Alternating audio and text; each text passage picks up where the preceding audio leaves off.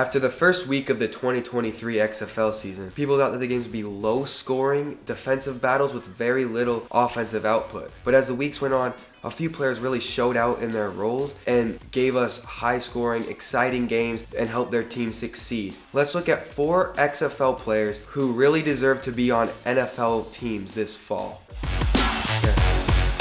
Our first player is quarterback A.J. McCarron.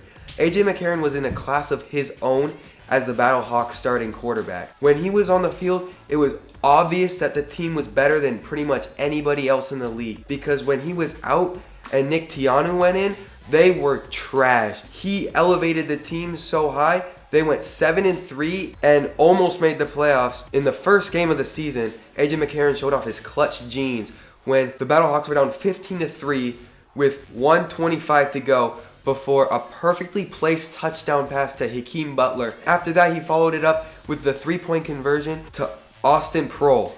Then they got the 15-yard onside kick alternative, and he drove them down the field yet again and found Austin Proehl for the game-winning touchdown.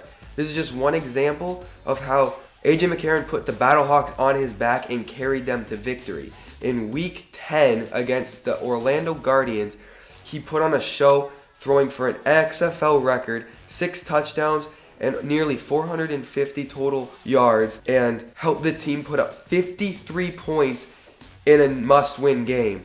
Unfortunately, that wasn't enough to get the Battlehawks into the playoffs, but it was enough to prove that A.J. McCarron was the best XFL quarterback and one player that deserves to be on NFL rosters this fall. Next up is running back Abram Smith of the DC Defenders. He got off to a slow start like most offensive players did against the Seattle Sea Dragons in Week 1. But the next week, he would foreshadow what was yet to come with 2 awesome plays, which included nearly a 30-yard run and then a 9-yard touchdown run in the fourth quarter.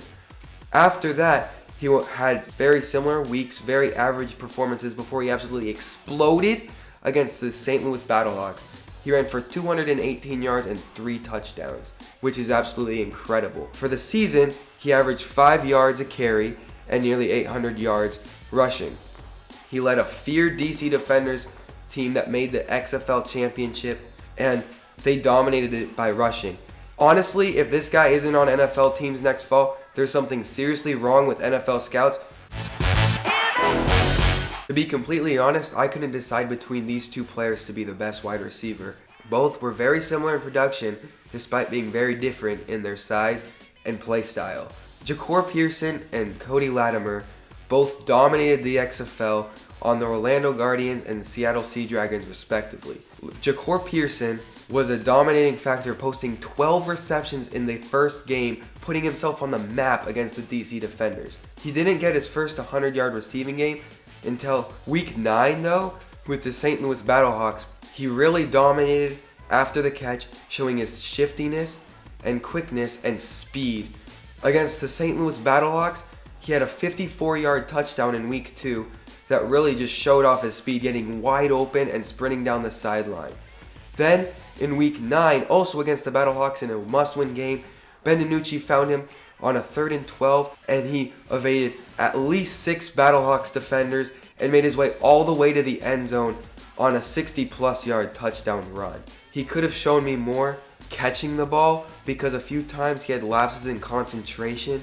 That was not the case for Cody Latimer, who really took the Orlando Guardians on his back and dominated. Listed as a tight end, he kept up with Ja'Cour Pearson for most of the season statistically, which is almost unheard of, which really just shows his dominating force. At 6'4", 240, he was a massive guy, outrunning cornerbacks and safeties on the way to the end zone. The game that he really showed out in was against the DC Defenders. He had a last-second touchdown run that capped off a 37-36 victory against the DC Defenders, which would be the only Guardians victory of the season. But he definitely showed that he can be an NFL player in fall, maybe even becoming a consistent threat in the NFL. So what do you think? Are these players going to make the NFL, or are they going to be back in the XFL next spring? Leave your thoughts and comments below, and see you next time on the Gridiron Geek.